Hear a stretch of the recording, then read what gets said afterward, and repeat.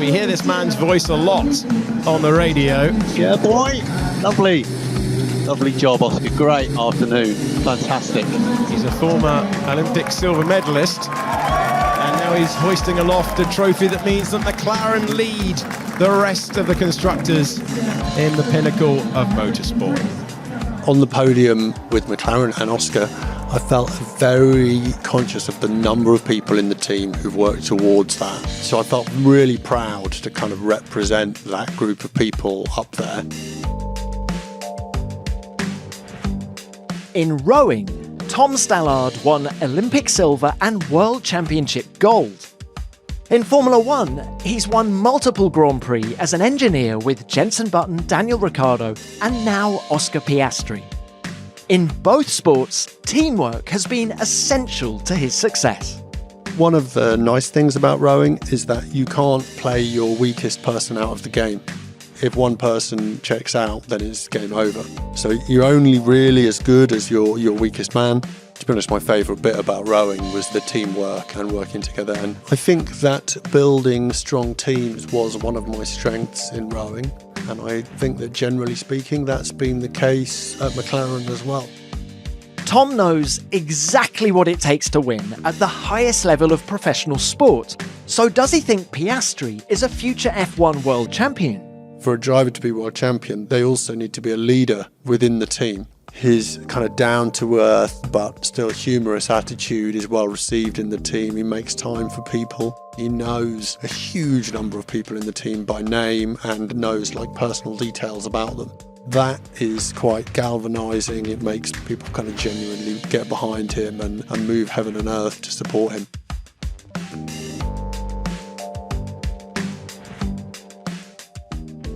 Hello and welcome to F1 Beyond the Grid with me, Tom Clarkson. As a professional rower, Tom Stallard won silver in the men's 8 for Team GB at the 2008 Beijing Olympic Games and gold in the Coxed 4 at the 2002 World Championships in Seville. Then just months after his Olympic silver, Tom joined McLaren as an engineer. So why did he make such a huge career change, and how does life in Formula One compare to rowing? Tom gives me the answers to all of this. And he talks through his gruelling fitness regime as a rower and how his peak physical condition back then compares to an F1 driver's today. He explains the role of race engineer. He gives insights into how his relationship with Oscar Piastri works and what his other responsibilities entail as McLaren's director of human performance. Plus, you'll hear insight into how Jenson Button excelled in changeable conditions, why Daniel Ricciardo struggled at McLaren, and what Williams can expect from Tom's former driver Carlos Sainz in 2025. Tom also tells me why Piastri has established himself as a serious frontrunner so early in his F1 career, how he'll cope if given team orders, and what it will take for the Australian to become world champion in the future. Tom's articulate, he's motivational, and he knows racing inside out. I hope you enjoy our conversation. Tom, it's lovely to have you on the show. How are things? Very good, actually. Very good. I love coming to the MTC because I feel like I'm in some kind of Bond lair.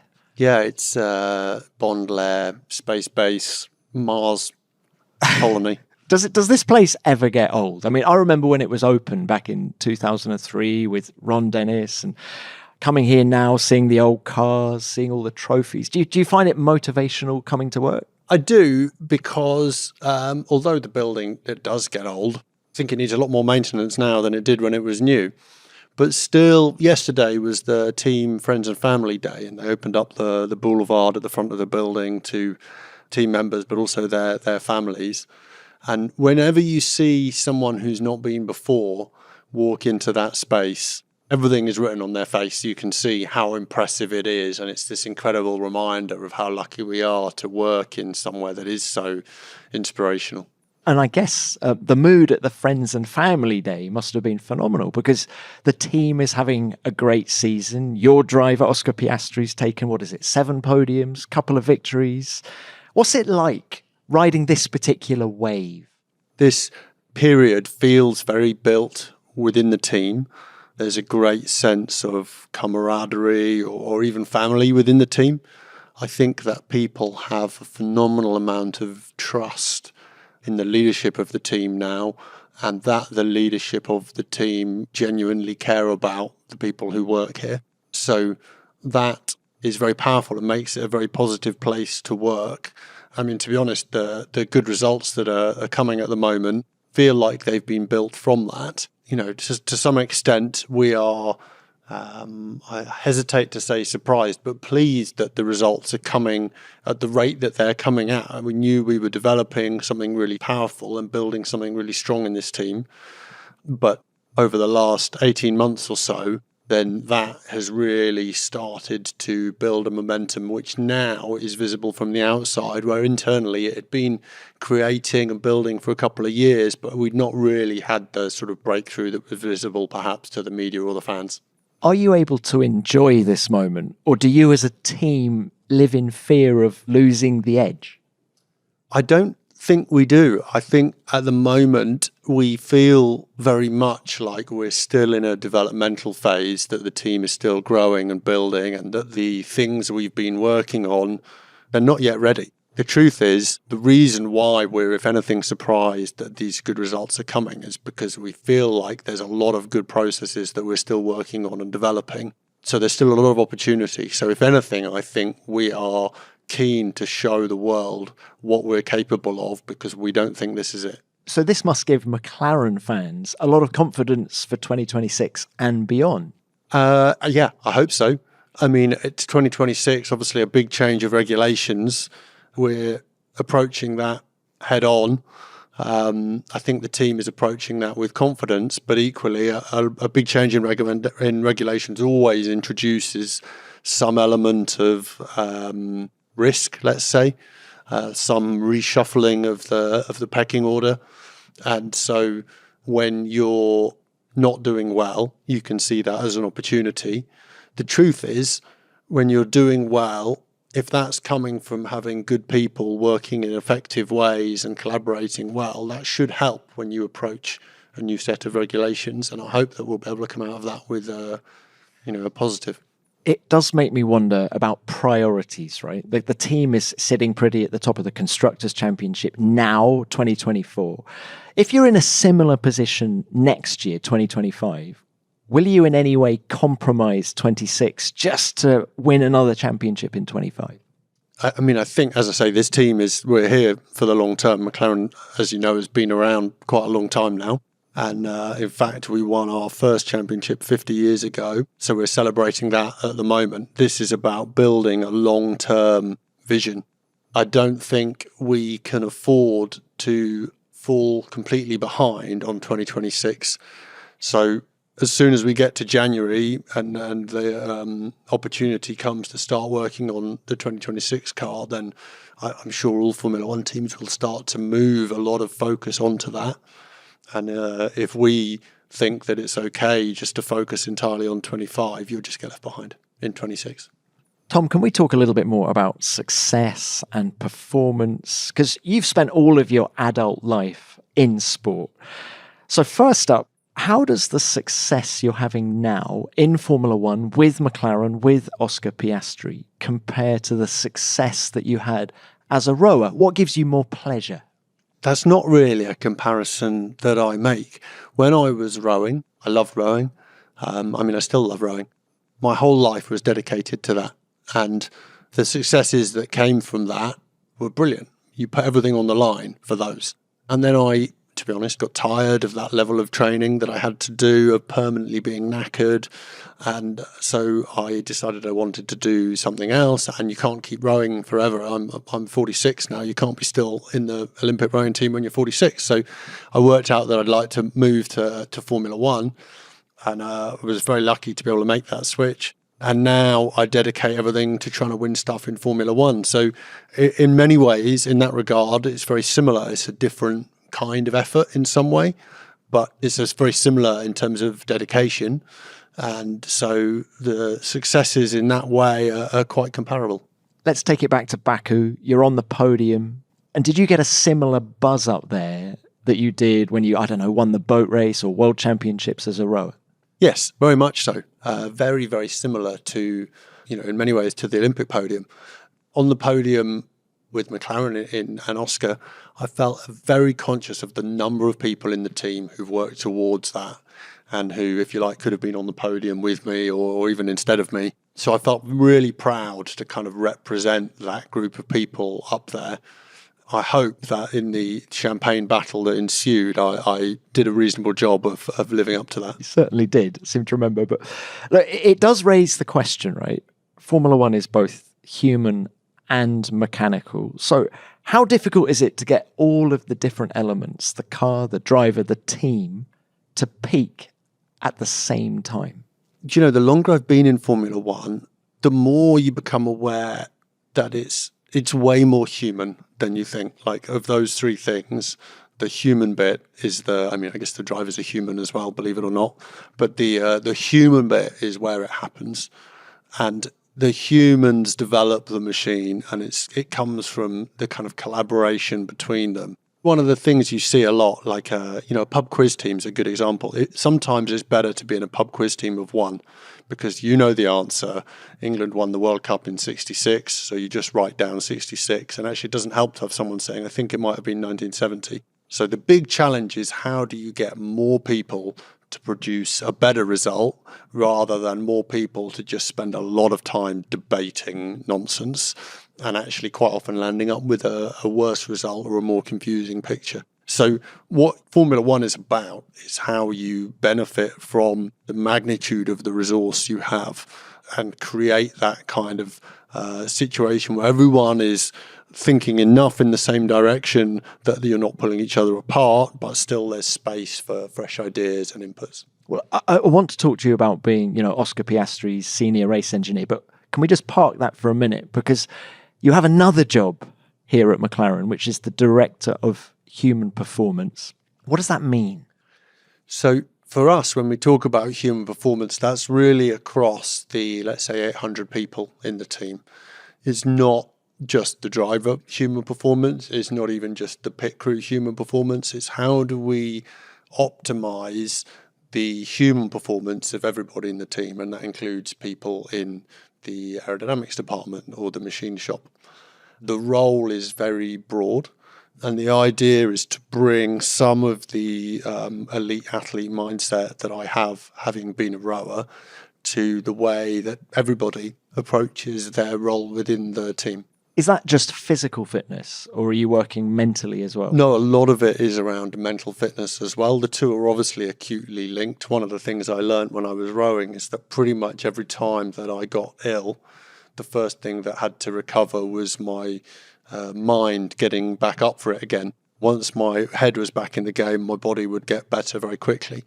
So there's a huge amount of that mental aspect. And clearly, if you are a designer in a Formula One team, you don't need to be as aerobically fit as you do to be a Premiership football player. But if you approach your job as a human endeavour, then there's a level of physical fitness and there's a high level of mental fitness that you need to be in order to perform that role at a world-class level. And what kind of offerings do you give the staff here? Because I think the gym was only open last week, wasn't it?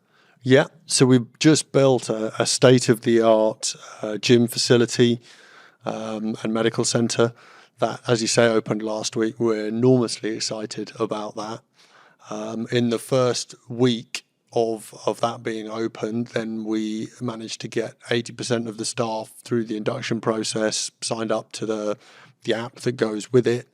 Virtually all of the sessions that week have been fully booked. What kind of sessions are we talking? These are, at the moment, mainly physical training sessions, to be honest. But with the medical centre, then we'll build out a more advanced programme of other events as well. So when you were a rower, tell us just how fit were you? I mean, were you fitter than Piastri? Yes. I was. The truth is that rowing is a sport where the primary differentiator is physical fitness, and Formula One is a sport where the primary differentiator is driver skill. So they need a very high level of fitness to cope with 6G in braking and 4G lateral, the heat in the car, everything else. But it's not the primary differentiator. And if a F1 driver works harder, normally they'll go slower. So the rowing team are fitter than Formula One drivers. Formula One drivers are incredibly fit. I think they're often likened to Premiership football players. Rowers are likened to virtually nothing. I think only really cross-country skiers have a kind of similar level of fitness to the rowers. What was your fitness regime, if you like, when you was it just on the ergo every single day?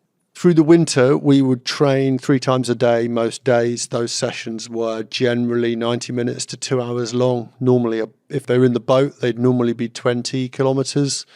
Normally of those, then 2 would be on the water and the other would be a land training session. So that would either be an hour on the rowing machine or probably an hour and a half of weightlifting.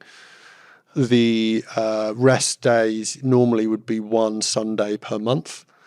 Normally the weekend after an event. One of the other things that makes rowing incredibly tough is that you take part in probably 4 competitions a year. So it's a real training sport. Most of the time is just head down, locked away in the pain cave training. The pain cave. Yeah, that's one of the challenges of Formula One, is that actually Formula One is a racing sport and they get very little time to train in the car. This episode is sponsored by Indeed.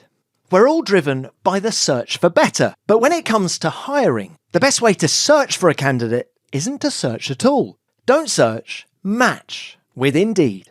Indeed is the ultimate matching and hiring platform with over 350 million global visitors each month. And thanks to their smart matching engine, you'll find quality candidates fast. One of the things I like about Indeed is how it makes hiring feel effortless. Indeed is filled with tools that allow you to schedule, screen, and message candidates all from one place. Whether you're juggling multiple roles or short on time, Indeed streamlines everything, making what can be a typically overwhelming process so much simpler. Every day, Indeed's matching engine leverages over 140 million qualifications and preferences. It's continuously learning and improving, so the more you use it, the better it gets. Join more than 3.5 million businesses worldwide that use Indeed to hire great talent fast. And listeners of this show will get a $75 sponsored job credit to get your jobs more visibility at Indeed.com/grid. Just go to Indeed.com/grid right now and support our show by saying you heard about Indeed on this podcast. Indeed.com/grid. Terms and conditions apply. Need to hire? You need Indeed.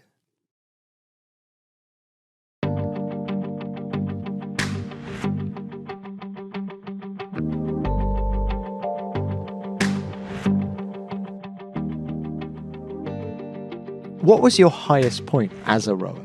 Obviously the Olympic silver medal in the Beijing Olympics was my biggest achievement. I did win the World Championships in the Coxed 4 in Seville, but all rowers value the Olympics more highly than the World Championships.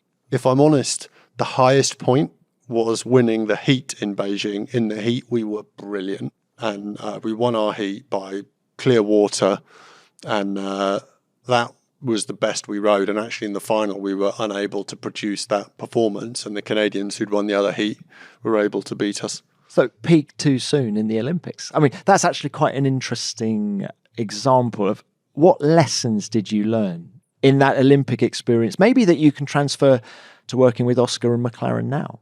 I mean, one of the interesting things with the Olympics is the level of focus that comes from having one opportunity in 4 years. Most of the time in Formula One, then if this weekend goes badly, there's another one in 2 weeks' time. So we'll get the chance to put it right. The thing that I would liken to an Olympic level of pressure is when you go into the last race and you're level on points for the championship. And that opportunity comes maybe once in a career. And so I think that the Olympics has given me a lot of tools for dealing with what people would see as intense pressure and kind of taking that in my stride because I've done it before. And for those people who don't know about rowing, at the Olympics you were in an 8. How important is teamwork when you're in an 8? To be honest, an 8 is all about teamwork. We have an expression in rowing about an 8 being greater than the sum of its parts, and that being the aim.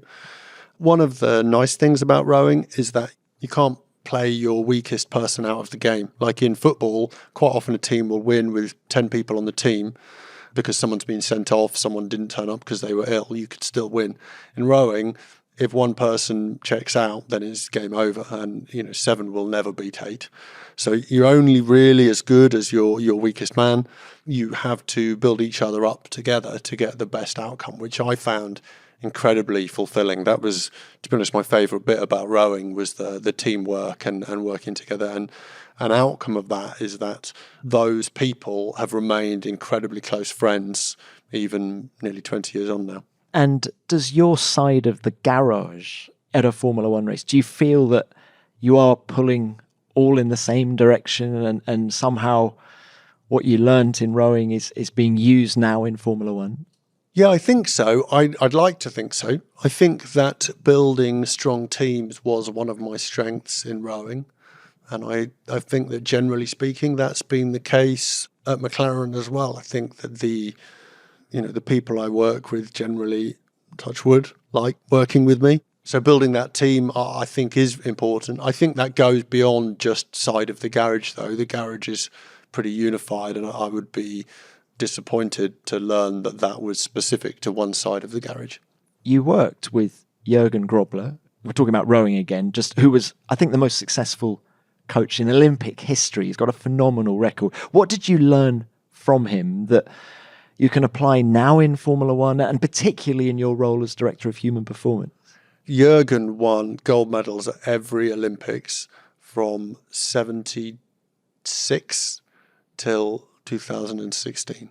And that despite not having been a particularly successful athlete himself. He rode at a high level, but not a very high level, really, compared to winning a gold medal at that many games. And so I've spent a lot of time as someone who's made a career in elite sport, kind of analysing and considering what he was so good at. And I think two things stand out. One is he was not really sentimental, and he valued every gold medal equally. So never would Jürgen say, I said I wanted to win the pair, so we need to stick at the pair. If he felt that the gold medal would come more readily in the Coxless 4, he would switch and the whole team would be turned on its head to move the focus to the Coxless 4 because a gold was a gold in his eyes. And I think it takes a lot of strength to take that sentimentality out of it. If you set yourself a target, humans tend to think, I want to achieve that target. The reality is, when we look back at that string of gold medals, no one knows which boat he targeted. They just know that his boat won. Hearing you talk about Jürgen, I think you could be talking about Andrea Stella as well. Is that a fair comparison? The lack of sentimentality. He just wants to win, doesn't care who it is. Yes, I think that is fair. Andrea has that as well. And I think that is a real strength if you can take personality and personal aims out of it and just look at actually what's the big picture, what are we trying to achieve, how do we best achieve that. So I'd say that is a trait which is true for both of them. So Tom, it's 2008. You've just won the silver medal in Beijing at the Olympic Games. I think, tell me if I'm wrong, you'd already made up your mind that was going to be your last Olympics. So why Formula One? Why McLaren? Why race engineering? Just tell us about this, what seems, at least from the outside, to be a massive step into the unknown from rowing to Formula One. I've always been fascinated by sport. I studied engineering at Cambridge, and I loved engineering. And I always liked the kind of technical side of the sports I'd been involved with. In rowing, it's not such a technical sport from an equipment point of view as Formula One, but still the boats are, they're carbon fibre boats, and there's a degree of aerodynamics and hydrodynamics and that sort of thing involved, all of which I'd found fascinating. So I basically wanted to try and find a career that allowed me to merge the two. And I think if you say to someone, I'm looking for a career that merges engineering and sport, then F1 is the first thing you think of. There are other examples. I mean, the America's Cup's on at the moment, which is a perfect example. But that was really what attracted me to it. I have always had a thing for cars. I built cars when I was younger. My first car was a Mini that I did a load of work on. I built a Cobra replica. So I'm not going to claim that I have no interest in cars. But really, it was the crossover between engineering and elite sport that appealed to me. How did you find Cambridge, if I can just take you back to that? Because when James Allison was on the podcast, James being the technical chief at Mercedes, he said, I've never been more academically stimulated than when I was at Cambridge. Nothing in Formula One has come close. Can you relate to that? No. When I was at Cambridge, the thing I was acutely aware of, that was the first time in my life that I realised there were a lot of people who were a lot cleverer than I was. And, through school, I'd always been top set and fairly comfortable, let's say, academically. And then I went to Cambridge and I was like, wow, there are some people who can just take in information, which to me is complete, like it's so far out there, it's nonsense. And so in that way, yes, I guess academically challenged, but the truth is I kind of found my way through Cambridge, and to some extent, some of those challenges I got through rather than really embraced. I was rowing a lot. And so there were bits of it that I found absolutely fascinating. But I found working in Formula One, and particularly as the race engineer, you're the translator between the technical department and the driver. So you have to understand stuff well enough to distill it into a language that the drivers can understand. And people have a job of explaining that to you, which is a great position to be in. So I've found the kind of academic pace and development of working in Formula One has really suited me. And so I'm not sure I share James's view on it. You say you're the translator between the driver and the technical department. Would you be a better race engineer if you'd raced yourself, been a racing driver yourself? I'm not sure that's true. I think it's difficult because I haven't been a racing driver myself. Like, my job isn't to be able to drive the car, it's to explain to Oscar how to drive the car. And a lot of that teaching process isn't actually about explaining to Oscar how to drive the car. It's about creating a situation where Oscar figures out himself how to drive the car. A lot of teaching people focus too much on, and coaching, they focus too much on being right. And the reality is, very often the best way to teach something is to deliberately be wrong, such that the driver or the pupil figures out what correct looks like. So sometimes it's just a matter of suggestion and of highlighting a way of approaching something or a way of looking at a problem. But I think always, like, the idea of my conversations with Oscar is that he leaves with a plan of what his actions are going to be like. And quite often that might be, I'm planning to brake 0.02 of a second later before this corner, which is not really even a plan that has to be subconscious, that has to be so deeply ingrained that it's pretty much subconscious. In order to do that, fundamentally, is much better if he thinks it's his idea. So my job is to kind of take him to a place where he has got a plan of how to drive the car that's going to work. What is the catalyst for that conversation? Is it you looking at the data and comparing what Oscar's doing to Lando Norris and seeing maybe that Lando is braking a little bit later into turn 3, so you're trying to encourage Oscar to do the same? Is that where it all starts? That's where it all starts, because that's the easy way to do it. And one of the challenges that we always set ourselves is to be able to do it. What are you going to do if Lando, has a car problem at the start of the day and we can't fix his car to get him back out? It's not okay to then say, I was braking 20 meters early for turn 3 all day because Lando wasn't driving. So we very much set ourselves the target of trying to get the best out of Oscar independently of a teammate. And actually, one of the most impressive things Oscar did the first time he worked with the team, he drove the simulator. And they had a problem with the simulator that meant the lap delta wasn't working. The lap delta is the number on the dash that tells him how fast he's doing relative to his best lap.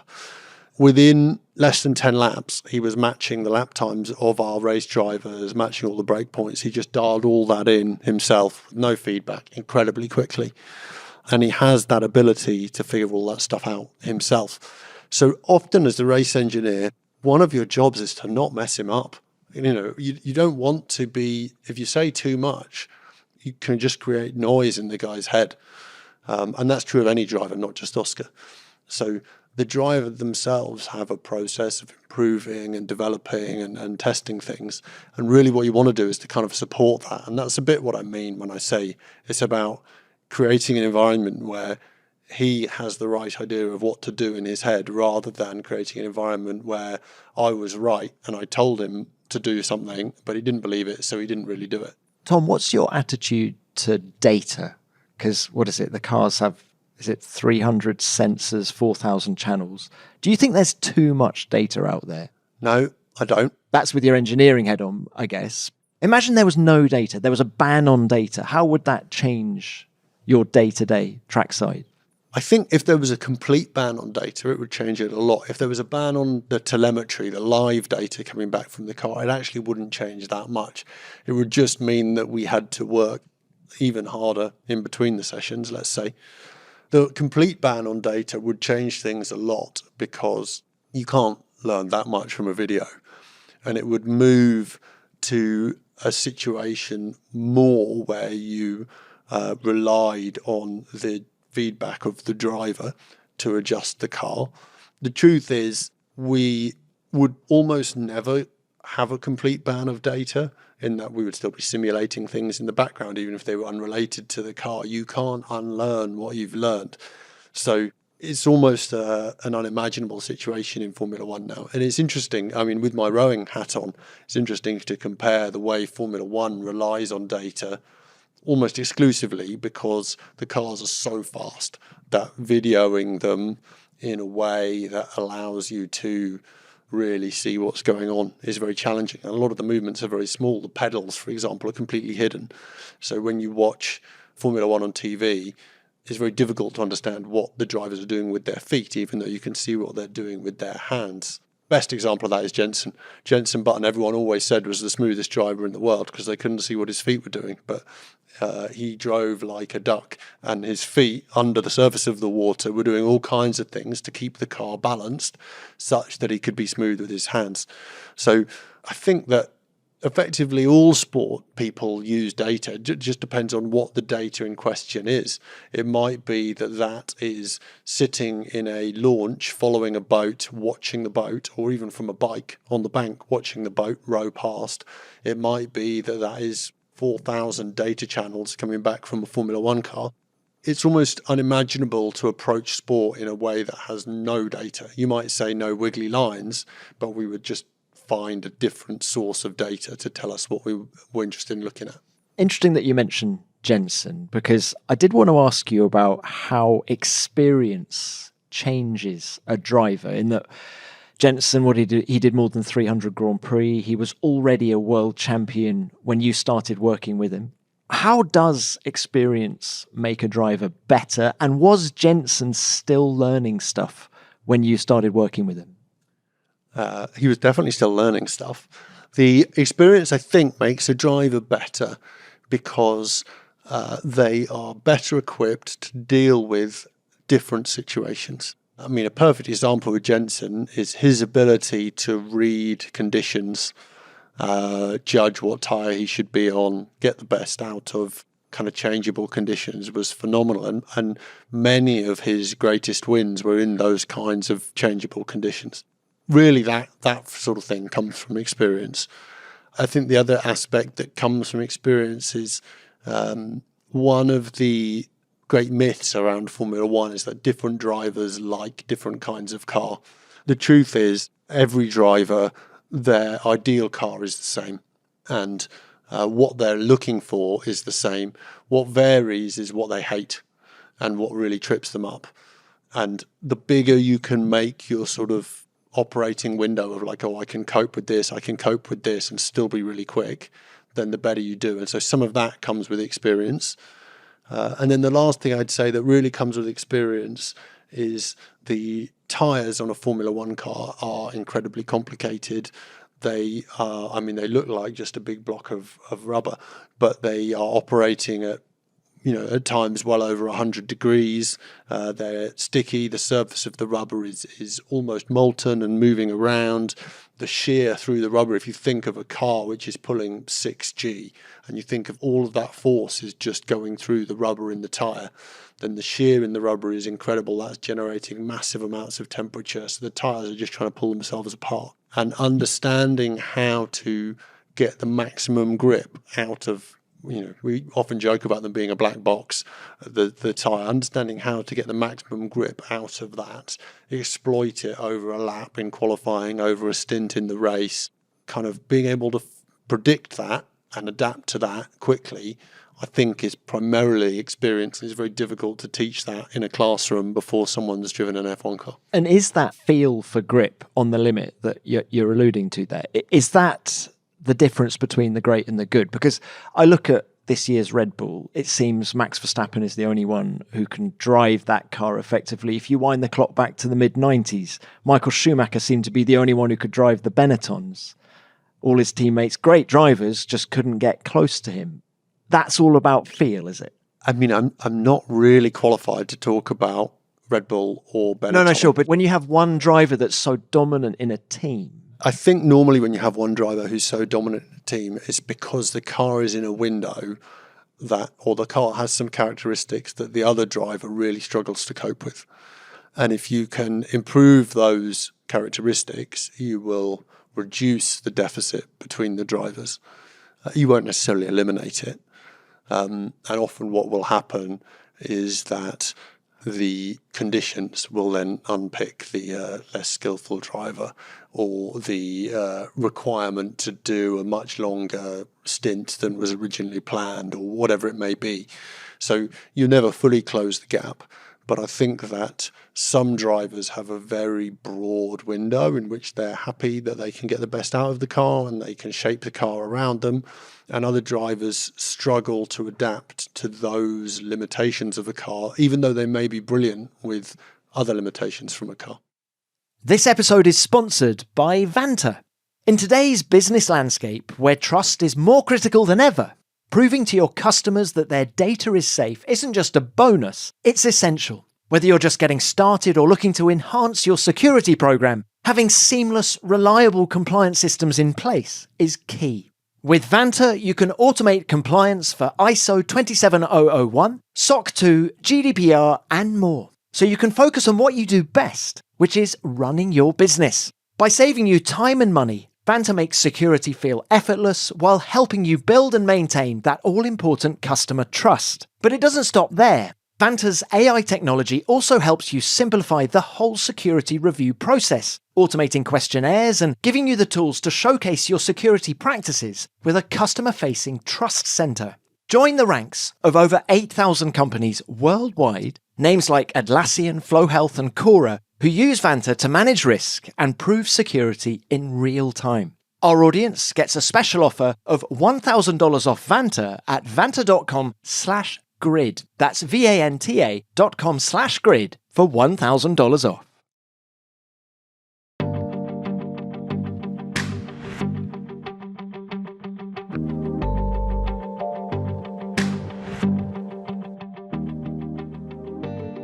Can we talk about youth now, particularly Oscar? But why do you feel the young guns are so ready to go when they arrive in Formula One? I mean, look at what Oscar did last year. Look at what Ollie Behrman has done this year, even Franco Colapinto in the Williams. I mean, they've just hit the ground running the first time they drive these cars. Why do you think it's the case? Is there something in Formula 2 that is just preparing the drivers so well, or is it more than that?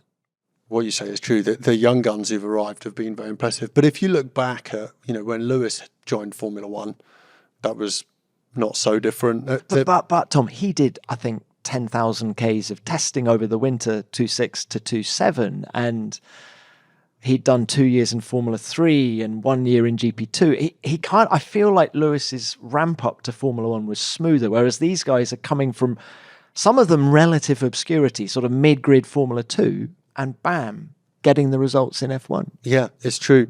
I mean, they've been very impressive. What Colapinto's done in the Williams, I think, has far outstripped what anyone expected of him. But the thing, I don't really know anything about Franco, to be honest, other than having seen his results in a few races.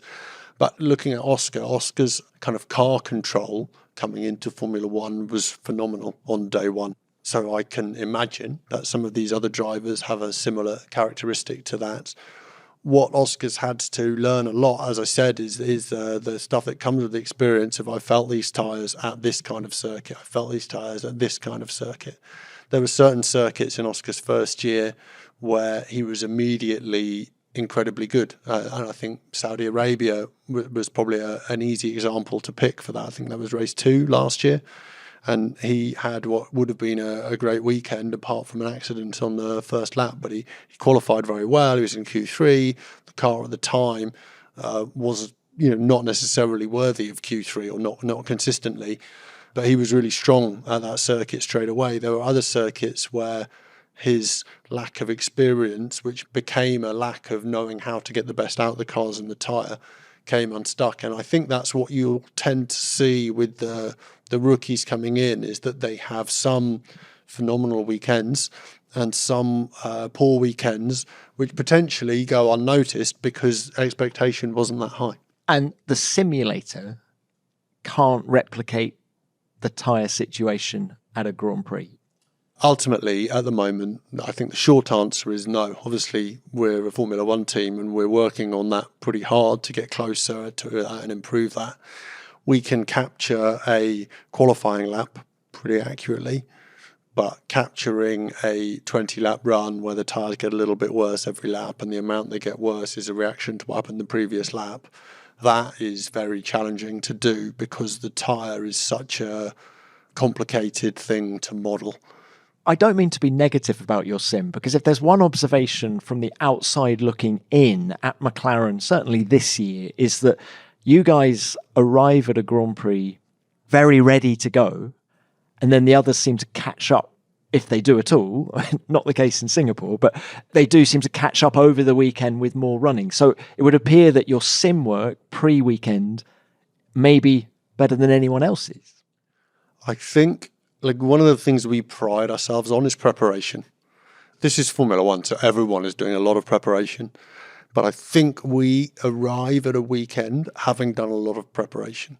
And generally when weekends don't go well and we unpick why, we attribute in the end that it's a lack of preparation, be that strategic preparation, setup preparation, driving preparation, whatever it might be. So we pride ourselves on doing a lot of prep, and I would like to think that trend is because we really hit the ground running in free practice 1, where others potentially make more changes and have to adapt things more through the weekend, and then normally get themselves into a reasonable place by qualifying, because as I said, this is Formula One and we shouldn't underestimate how good the competitors are. For a long time, Mercedes looked completely unbreakable in Formula One, and then for a long time, Red Bull and in particular Max looked like he literally couldn't do anything wrong. So to be able to put yourselves ahead of them ever is something to be proud of. Final one on the topic of Oscar. Does he have what it takes to become world champion? Yes, I think he does. I think, I really hate, one of the things people talk about in Formula One is future world champion, which I think is absolute nonsense because so many stars have to align for that to happen. What you can look at is the rate at which someone's improving. And Oscar is improving at a phenomenal rate and has maintained that rate for nearly 2 seasons now. So at some point in a career, that rate of improvement for most people levels off. I think for everybody previously, that levels off. And so the question is, where does that level off? I would say, at the moment, he's improving at a fantastic rate. I think Lando is a incredibly tough benchmark to be up against as your teammate, or up with as your teammate, probably I should say. And Oscar is, doing a good job of keeping Lando honest, let's say. So I think all the while he keeps improving, then the sky's the limit. And absolutely, I think he has what it takes, but it takes an army as well. Like, Formula One is not really an individual sport. And so it relies on him being able to get himself into a place, to build a team around himself, to be part of a team being built around himself to support that. And one of the things, when we spoke previously, Tom, one of the things I spoke about is for a driver to be world champion, that they also need to be a leader within the team. It's a strange environment in F1 because most of the leaders within the team have done 30 years in F1 and they're now in their 40s.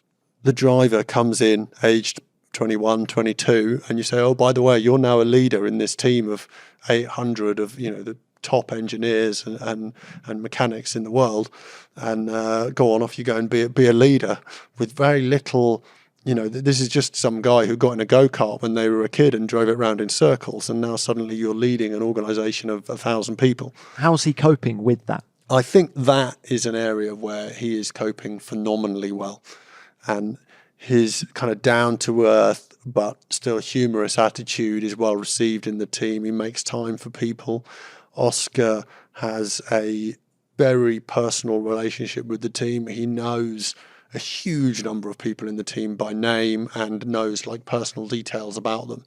So that is quite galvanising. It makes people support him more than just support him as this is the guy driving for us at the moment. It makes people kind of genuinely get behind him and move heaven and earth to support him. So he's really grown into that. He was good at it on day one, but that's something that's really developed as well. So the team is sitting pretty in the Constructors' Championship. Lando is the one closest to Max Verstappen in the Drivers' Championship.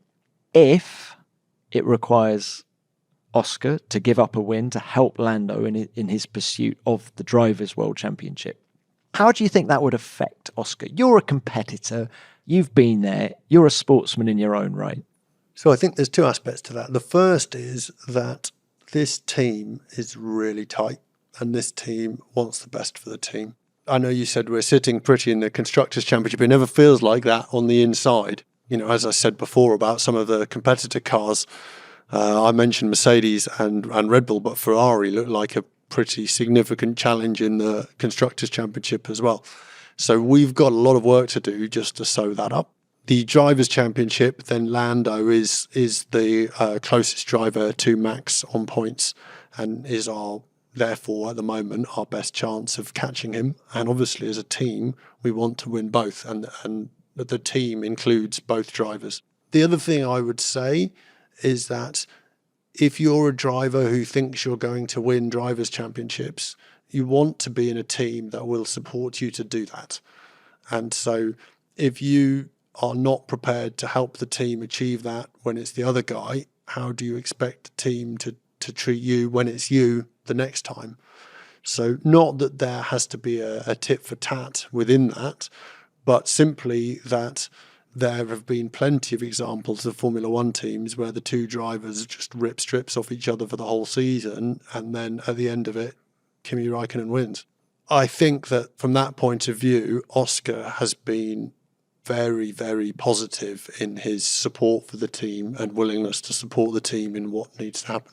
He's looking at the long game. He's looking at the long game, and genuinely he wants his team to win.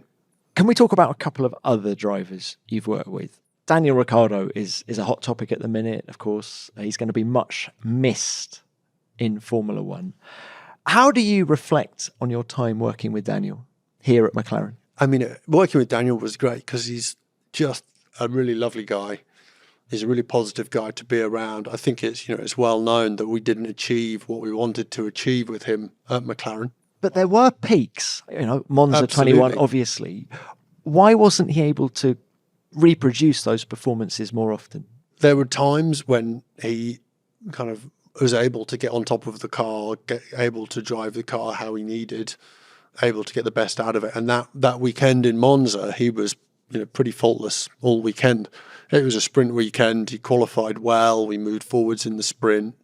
We were able to take the lead off the launch at the race start. And then although Max and Lewis ultimately took themselves out in the race, we had them both covered, and Daniel would have won anyway. So there were some really high peaks, and that one was, our first win for almost 10 years. That felt absolutely huge. But there were other weekends that didn't go so well. I think that the car we had needed a different sort of driving to the cars he'd been successful in previously, and he struggled to adapt what he was doing to get the best out of that.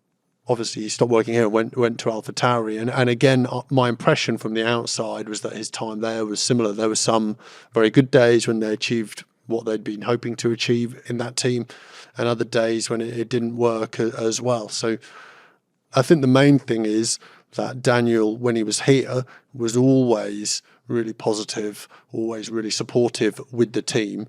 And everyone who worked directly with him, loved working with him. And so it was tough on us as well that between all of us, we weren't able to achieve what we wanted to achieve together. Did you see the quote from Christian Horner, middle of last year, where he said he reckoned Daniel had picked up some bad habits here at McLaren and they were trying to iron them out on the simulator in Milton Keynes at Red Bull? What's your take on that?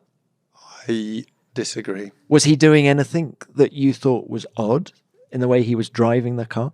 No, I would say actually that Daniel was driving the car very normally.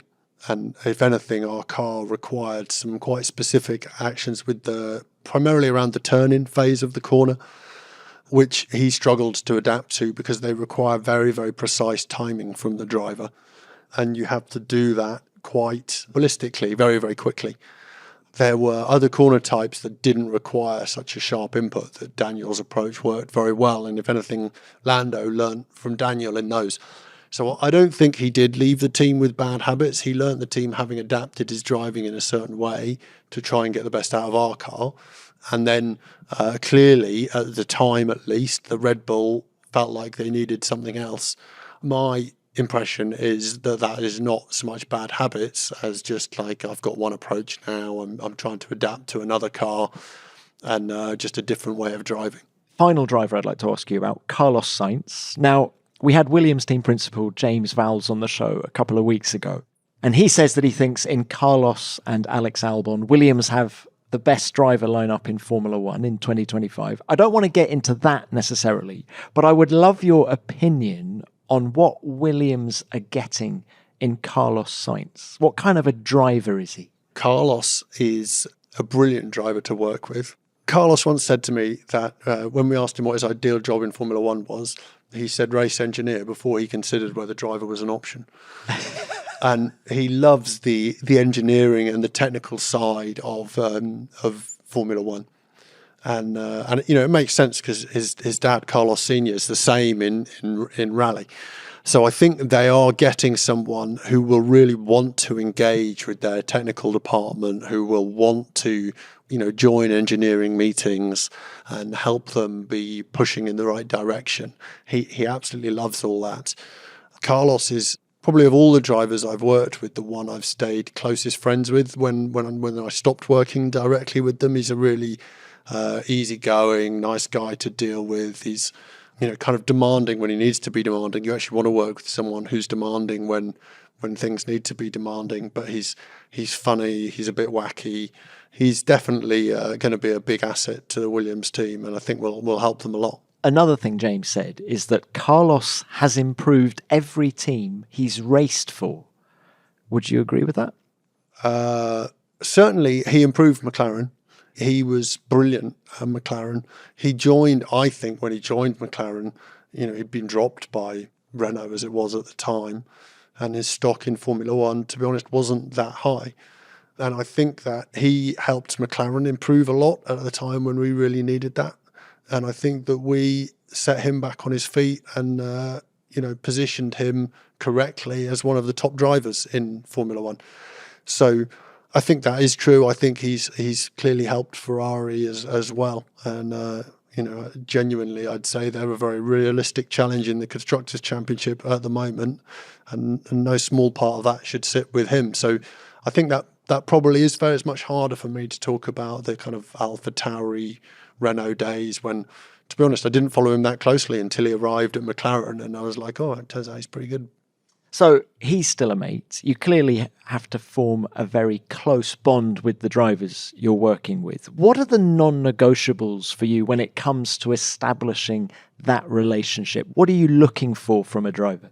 The thing in that relationship that you want to be able to do is to read what they're thinking and what their mindset is on as few words as possible. Because when you're talking on the radio in the race, they don't say a lot. And so a lot of what we do effectively is reading between the lines. And quite often that works both ways. Sometimes the driver will ask a question and we're not in a position to give a complete answer as you would do in private.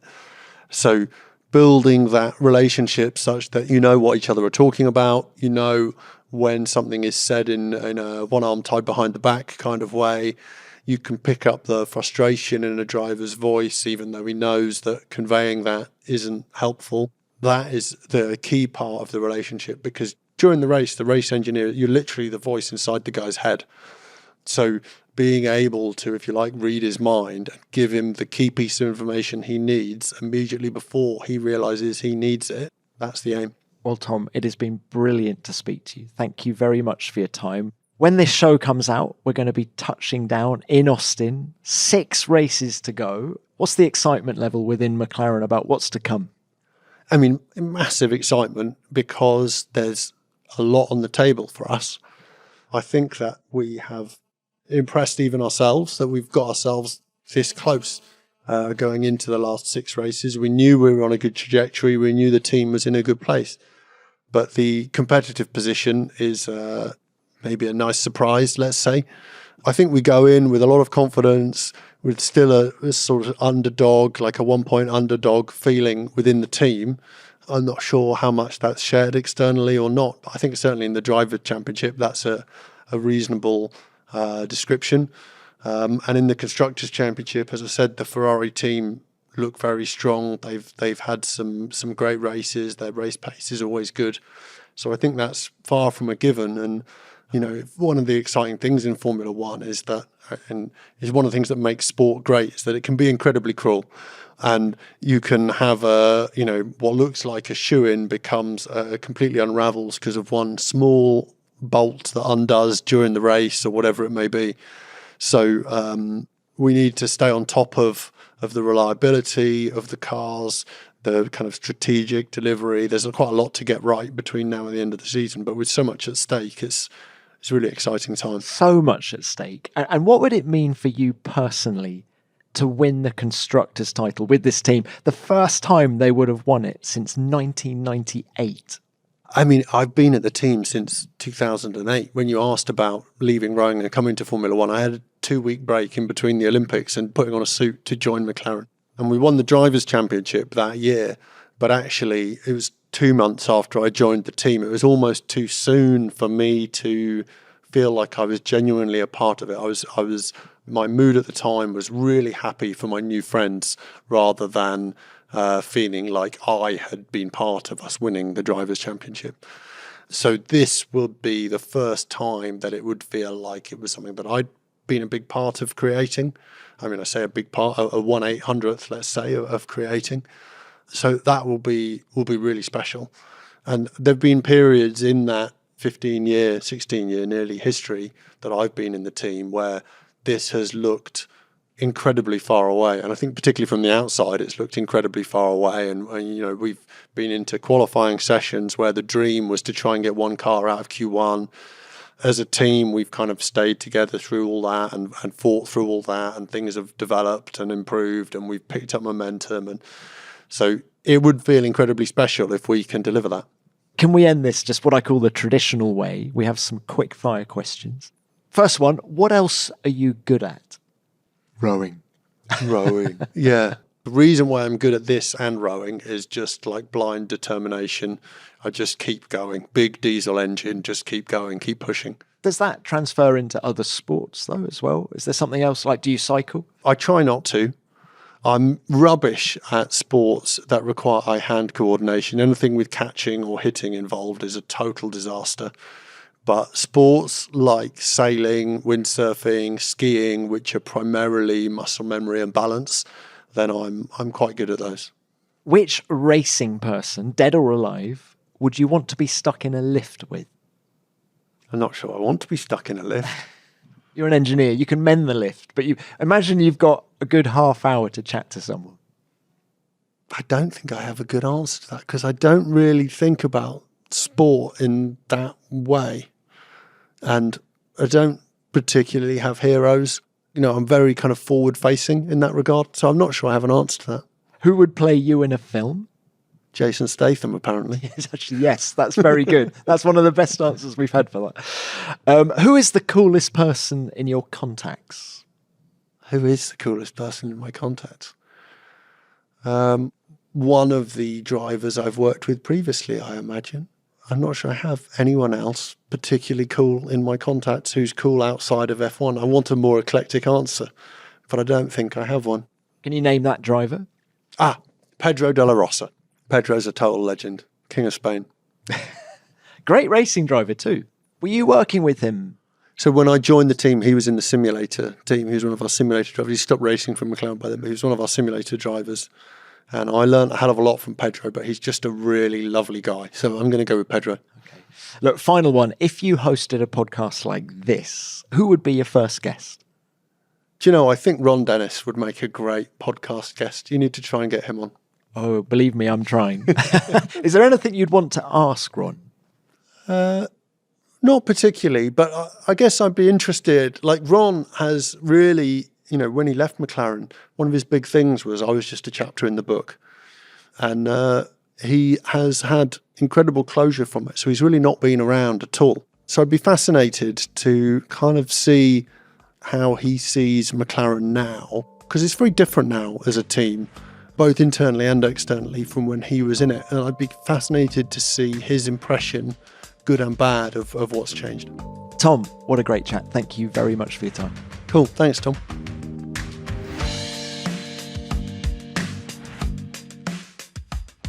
Tom Stallard, Jason Statham. Yes, I can see a likeness. And I wonder if Tom knows that Yuki Tsunoda is a massive Jason Statham fan. Now that could get confusing if they ever worked together, couldn't it? But what a fascinating chat. Tom's previous experience as an Olympian gives him a unique perspective on Formula One, which can only benefit Oscar Piastri and McLaren as a whole. Tom, many thanks for your time, and I'll see you again in Austin at the US Grand Prix. Well, what did you learn from this chat with Tom? Please let me know through all the usual means. I'm at Tom Clarkson F1, or you can use the hashtag F1BeyondTheGrid. I'd love to hear your thoughts. Which, of course, is my segue into what you sent in about last week's show with Gunther Steiner. Gunther's always forthright in his opinions, and it was fun to catch up with him again. And I thought this message from Kat Chevry summed up what many of us were thinking. I just love listening to Gunther, she says. Great accent, insightful, funny, he's got it all. He certainly has, Kat, and thanks for getting in touch. Well, that's almost it for this episode. I will, of course, be back next week with another great guest from the world of Formula One. Don't forget to check out F1's other podcasts. On F1 Nation, I'm joined by VCARB returnee Liam Lawson to preview the US Grand Prix at Austin. And the latest F1 Explains answers your questions about downforce. You can hear both of those shows right here on your podcast app.